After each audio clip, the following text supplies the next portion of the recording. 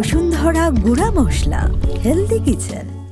সবাইকে আমন্ত্রণ জানাচ্ছি বসুন্ধরা গুঁড়া মশলা হেলদি কিচেন থেকে। আমি কাকলি, আর আমার সাথে আছেন একজন নিউট্রিশনিস্ট। তিনি আপনাদের তৈরি করে দেখাবেন মজার মজার হেলদি ইনোভেটিভ টেস্টি রেসিপি। আমাদের সাথে আজকে আছেন নিউট্রিশনিস্ট ফারিয়া ইসলাম।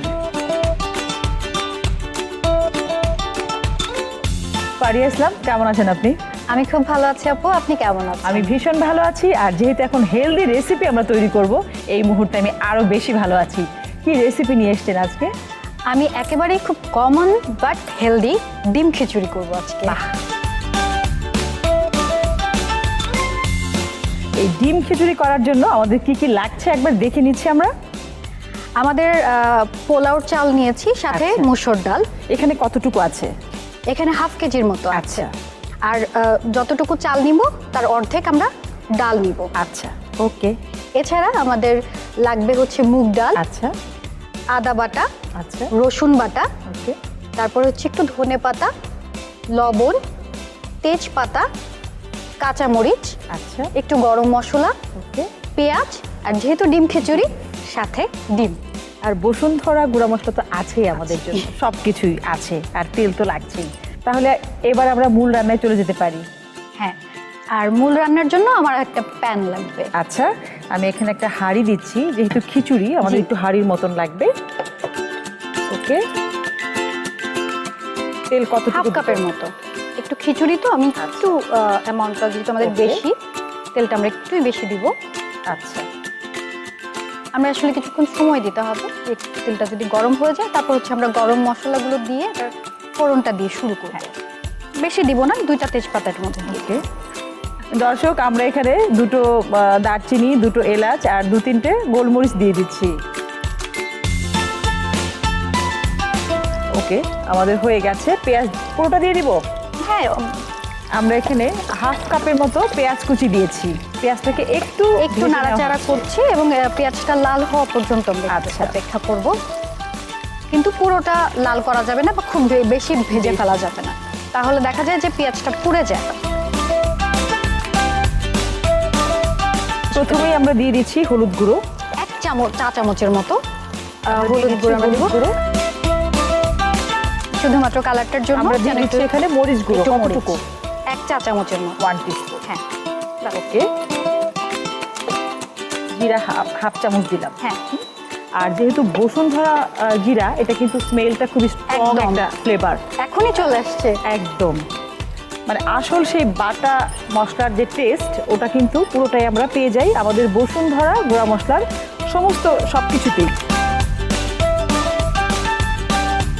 আপু, আমাদের কিন্তু প্রায় হয়ে গেছে। আমরা এখন এর মধ্যে একটু রসুন বাটা আর একটু হচ্ছে আদা বাটা আমরা দিই, 1 চা চামচের মতো আদা, এটাও 1 চা চামচের মতো আমরা দিই। অলরেডি মশলা কষানো হয়ে গেছে। আমরা এখানে লবণ দিয়ে দিচ্ছি 1 টিস্পুন। এই তো? হ্যাঁ, দরকার হলে পরে চেক করে আবার একটু লাগবে মনে হচ্ছে আমার, দিয়ে দিলাম। ঠিক আছে,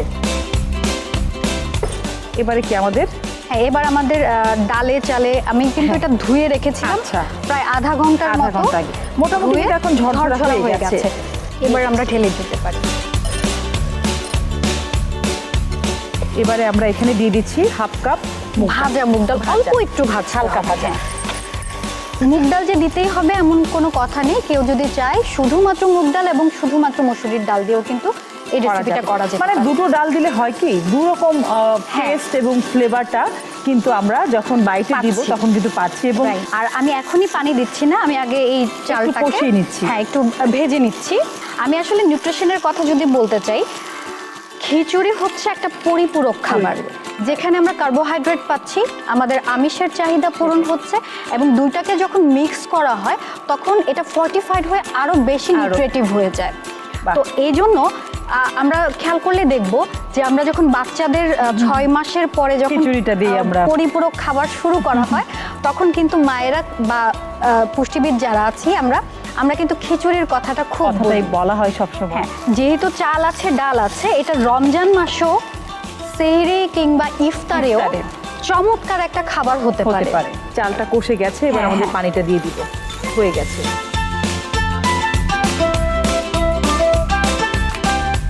এখানে আমরা কতটুকু পানি দিয়েছি? আর একদম সহজ হিসাব যদি বলি, চাল এবং ডালের যে পরিমাণ তার দ্বিগুণ পরিমাণ পানি দিলেই তার কিন্তু মানে সেদ্ধ হয়ে এখানে যাবে। আমাদের চাল ছিল হচ্ছে হাফ কেজির কেজি, মতো। এখানে পানি দিয়েছি কতটুকু? 4 কাপের মতো। দেখা যায় যে অনেক সময় পানি কম হয়ে যায় সেটাই। বা তখন একটু শক্ত শক্ত থাকে, আবার একটু দেওয়া যেতে পারে। আবার একটু বেশি হয়ে গেলে দেখা যায় একটু খিচুড়িটা নরম হয়ে না, যায়। আবার ব্যাপার হয়েছে কি যে আমি খিচুড়িটা কিরকম খাবো, যদি আমি খুব বেশি ঝরঝরে হ্যাঁ। খাই ওটার একটা এক্সাক্ট একটা Amount আছে। আছে, আবার Right. যদি একটু সফট খাই, একটু নরম খাই, তখন কিন্তু একটু পানি বেশি হলেও আমাদের খিচুড়িতে কোনো সমস্যা হয় না, তাই না? হ্যাঁ। আমরা এবারে ঢেকে দিই, হ্যাঁ, তাহলে আমি একটু আমাদের ঢেকে দিই। বয়লিং মেথডটা খুব তাড়াতাড়ি ভালো হবে আর কি। আমরা ধনেপাতা দিয়ে দিচ্ছি আর দিয়ে দিচ্ছি 4-5টা কাঁচামরিচ। হ্যাঁ, আর একটু ঢেকে দেবো আমাদের পানিটা শুকানো পর্যন্ত। জাস্ট শুকানোর আগে আমরা ডিমটা ফেটে দেবো। 2টো ডিম আমরা এখানে ইউজ করছি। আচ্ছা, এবার আমি ডিমটা শুধু এর মাঝে দিয়ে দিই। ডিম দেওয়ার সুবিধা হলো যে এই খিচুড়িটা এখন আরো একটু হেলদি হয়ে গেল। হেলদি হয়ে গেল। আর আমি যেটা বুঝতে পারলাম যে স্কুল গোয়িং বাচ্চারা ইফতার করে বা হ্যাঁ। রোজা থাকে, তাদের জন্য কিন্তু এটা হতে পারে একটা হেলদি ইফতার, এবং পেটে তো অনেকক্ষণ সময় ধরে থাকবে। হ্যাঁ। এবং সবকিছুই আছে এবং এটার সবচেয়ে ভেতরে। বড় কথা হচ্ছে আমরা যে খাবারগুলো ধাপে ধাপে ধাপে ধাপে নিই, হ্যাঁ। সে প্রত্যেকটা নিউট্রিয়েন্ট কিন্তু আমরা একটা খাবার থেকে পেয়ে যাচ্ছি। তো কেউ যদি মনে করে যে আমি অন্য কিছুই খাবে না, হ্যাঁ, অন্য এটা দিয়েও কিছুই কিন্তু খাবে না, চলে শুধুমাত্র যেতে পারে। খিচুড়ি খেয়েই কিন্তু রোজাটা রাখা সম্ভব। শুধু তখন একটু সবজির পরিমাণটা খিচুড়িতে যেতে যদি পারে। দেয়া যেতে পারে তাহলে একদম সোনায় সোহাগা। আমরা খিচুড়ি কিন্তু প্রায় আসলে একঘেয়েমি খাবার অনেক সময় চলে যায়। আমাদের মায়েদেরও কিন্তু কিছুটা দোষ আছে, যেটা একটা মা হিসেবে আমিও সেই দায়টুকু আমার ঘাড়ে নিব, কারণ আমরা অনেক সময় দেখা যাচ্ছে যে একঘেয়েমি খাবারই অনেক সময় করে থাকি, বাট একটু ডিফারেন্ট ওয়েতে যদি চিন্তা করি সেক্ষেত্রে কিন্তু খাবারে একটু ভেরিয়েশন চলে আসে, তাই না? কেউ চাইলে এখানে একটু ঘিও ইউজ করতে পারে, আচ্ছা, অল্প একটু আচ্ছা। পরিমাণে, কিন্তু খুব বেশি পরিমাণে ইউজ করা ঠিক হবে না। অল্প একটু জাস্ট স্মেলটা যেন ভালো আসে, আচ্ছা। তাহলে শেষের দিকে একটু ঘি দিয়ে উঠিয়ে ফেলে নামিয়ে নেওয়া যেতে পারে। আমার মনে হয় আমাদের খিচুড়িটা হয়ে গেছে।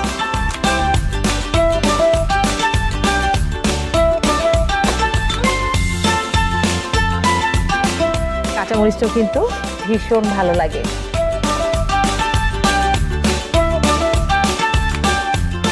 এই যে আপু, তৈরি হয়ে গেল আমার ডিম খিচুড়ি। বাহ, ওয়াও, এখন কিন্তু দেখতে আরো বেশি ভালো লাগছে। আমার ভীষণ ভালো লাগছে, আপনি চটজলদি হেলদি একটি রেসিপি আমাদের দেখিয়েছেন, আপনাকে অনেক ধন্যবাদ।